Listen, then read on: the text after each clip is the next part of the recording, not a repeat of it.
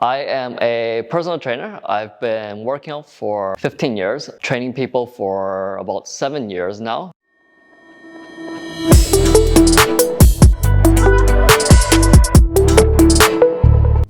Why devote myself to fitness? Mainly it's for my family because my grandparents, they don't move very well. And for me, when I visit them or when they visit me, I see them struggle with walking. And it feels bad because at that time I was a teenager and I don't know how to help them. I see them, they want me to be happy, but then when I see them, inside I'm not that happy because I have what I want, but then I can move around like free, I can dance, play. But for them is most of the time they just stand there watching me do activities. That kind of inspired me to learn more about the body because I want to do something that can help them. I'm not smart enough to become a doctor. It's also not really my interest, but the first step I took was volunteering at a seniors home. And in the seniors home, I learned quite a bit about older people and what therapists do. I learned that some things can be preventable in life and some things cannot, right? Certain diseases we cannot prevent, cancer, some things we cannot prevent.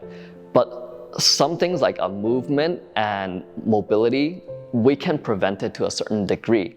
At the seniors home, it was probably the most depressing thing I've seen because everybody is limited in their movement and their mobility. It feels a little bit sad because it seems like no one is really fully enjoying their life. In the seniors home, my sole job was to help walk with them. And the therapist would hold them and they would take very small steps. My job is to push a wheelchair behind them in case they fall. That was one of the jobs. I still learned a lot about rehab and whatnot. And the therapist taught me that a lot of things that they can teach people to do by themselves, like simple exercises that can help them improve their mobility and their strength, that can increase their lifespan so they don't have to come to the senior home that early. When we're younger, we're very satisfied with what we have. We focus on making money. But then when you're older, you want to buy back your youth.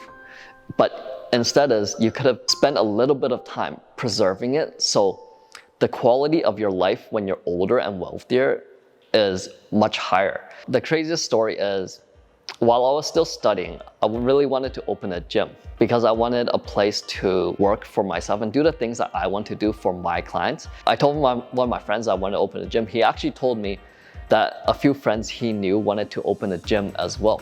So once we found a location for our gym, there were previous gym tenants occupying the space. The tenants have already damaged the gym and the flooring and everything. So they're on grounds for eviction pretty much. So I came in and I offered to help. I said, hey, let me take over your gym space because I want your gym space, but I know you're losing money on rent every single month. I can upgrade your gym equipment for you, take over management for you, and offer you a royalty. So I'm giving them money for every single member that you currently have, and you still have full access to the gym. You can do whatever you want in the gym. The only thing is I manage all the operations. They kind of took it the wrong way and think I want to evict them. So rumors spread that we want to evict them when really it's like we kind of offered to help because we talked to your landlord and your landlord's going to evict you. So they thought we were going to evict them. So now we look like the bad people. So that was first, that was a lot of drama. Then because I was personal training before opening the gym too, right when I opened the gym, all my clients left, either going back to China permanently to study or going on vacation. So for about 6 months, I didn't really have much of an income to pay for rent. I just had to keep using my savings to keep paying for rent. And then that was pretty tough. So then eventually I had to look for a job. And I still have to keep the gym open because the gym still had to run because we still had members, but we didn't have enough members coming in to pay the bills. I took in 2 additional jobs. I took one job in the evening and then I took one job in the graveyard time. Daytime I was running the gym. So at that time I was working 3 jobs just to survive and we were kind of in debt. And then after my graveyard shift, eventually I got to a point where I'm so tired I can't even drive. I actually had to sleep in my car overnight, wake up the next morning, get coffee to go to my other workplace, right? So it was just work and work. So I worked 3 jobs straight. Then I pass out And then you wake up and all you're doing is just work, and then you pass out. But good thing is eventually that picked up for a while. After half a year working 3 jobs, clients started finally coming in, and I actually start building enough clients that I didn't need to work the 3 jobs anymore. So I quit the 2 other jobs and I just focused on running the gym. Soon after, when things are going good, me and my partners, we decided that I think we should close the gym and shut it down, because the gym is actually costing us quite a bit of money and not everyone's doing too well. I was doing well. I was starting to do really well and I was actually kind of happy, but then of course you can't just be the only person doing well. Your other partners have to do well too. So right when things are going well, okay, we decided, you know what, it's probably better that we just shut down the gym. There's way too much responsibility in running a gym and it was just way too much work. So then, yeah, we ended up shutting the gym, and then I had to look for another place to work, restart again. I think that was the most valuable experience in my life. One is just because you know how to do something good doesn't mean you will always succeed in it. A lot of the times when you see success in something, you think you will just keep climbing up, but really is you'll climb up to a certain point and then you'll crash again, but you have to learn how to take the crashes and then move forward and keep going up. I think overcoming that point in my life, I knew that I can overcome more challenging obstacles.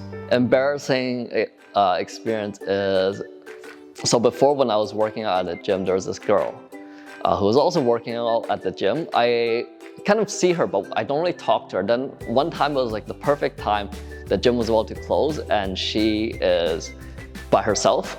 And then I approached her, talked to her, and then we got along, and then we went out for a little bit, we hang out. So her family came to visit, and then that was also the same time when I told her, oh, I have feelings for you, that I don't want to just hang out anymore. Maybe we should start dating, right? Be a boyfriend, girlfriend.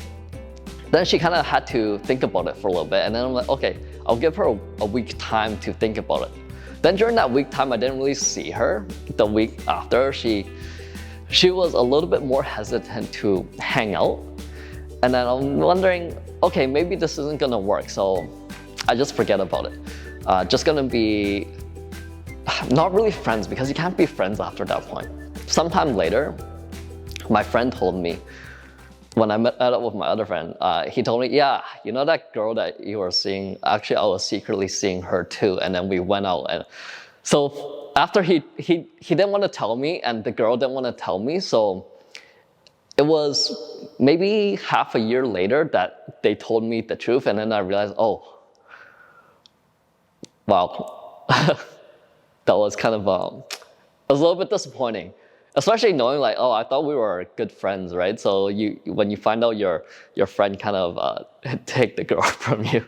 Bodybuilding and getting results is very hard, but you start with having small goals that you can achieve. Let's say if you want to lose 50 pounds and you want to lose it in 1 month, it's going to be very difficult to achieve that. But if you set up small goals and you succeed with the small goals, then you can succeed with bigger goals, right? So don't start with like, I'm going to work out for 2 hours every day until I lose 50 pounds, because one, that's very difficult, it's very painful, right? So we want to make the process easy. So we start with simple things like, I'm going to walk for 15 minutes every day for 1 week.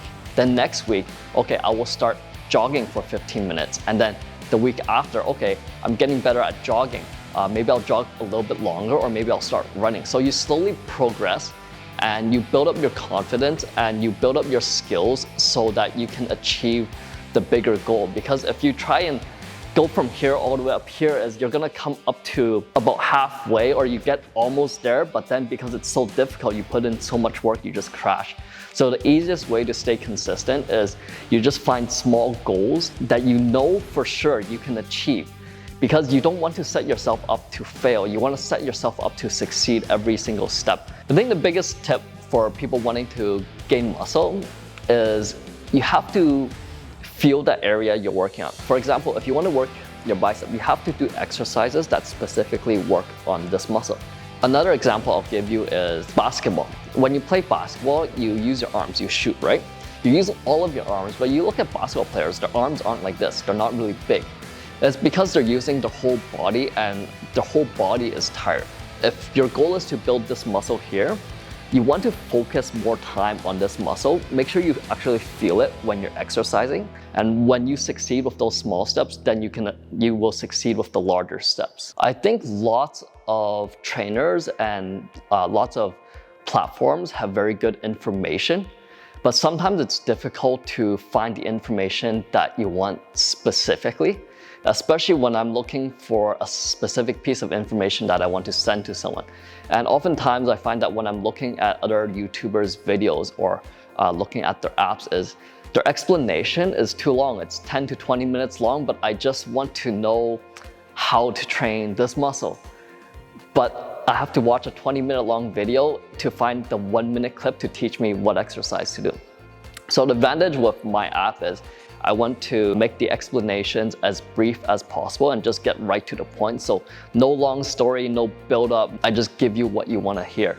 And then I will also have a long form too, which will be alongside it. So if you are interested, click on the longer form and watch the whole thing. Other than working out, I like to watch movies. I like to watch action movies and drama movies.